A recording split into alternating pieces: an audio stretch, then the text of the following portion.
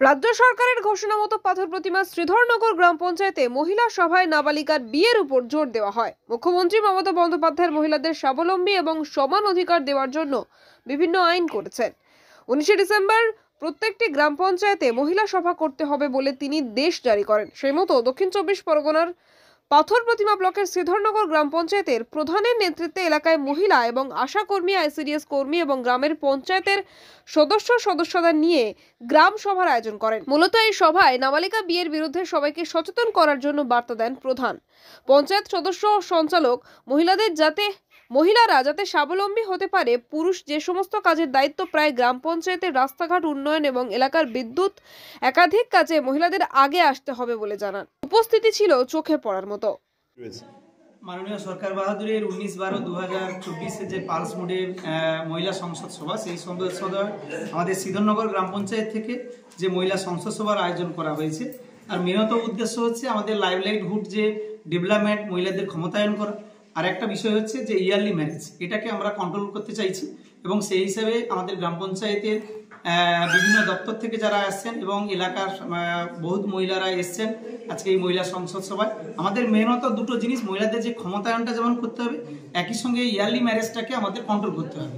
এই yearly marriage কোনোভাবে teenage ম্যারেজটাকে আমরা মেনে নিতে পারছি না, কারণ এটা সমাজের পক্ষে খুবই একটা ক্ষতিদায়ক। সেটার জন্যই আমাদের এই সংসদ সভা। আজকের সভা আমাদের পশ্চিমবঙ্গ সরকারের নির্দেশক্রমে মহিলা সংসদ সভা। জেনে রাখা ভালো, সরকারের নির্দেশে এই নভেম্বর মাস এবং ডিসেম্বর মাস, এই দুটো মাস জুড়ে আগামী বছর পঞ্চায়েত যে কাজটা করবে তার অ্যাকশন প্ল্যান তৈরি হবে।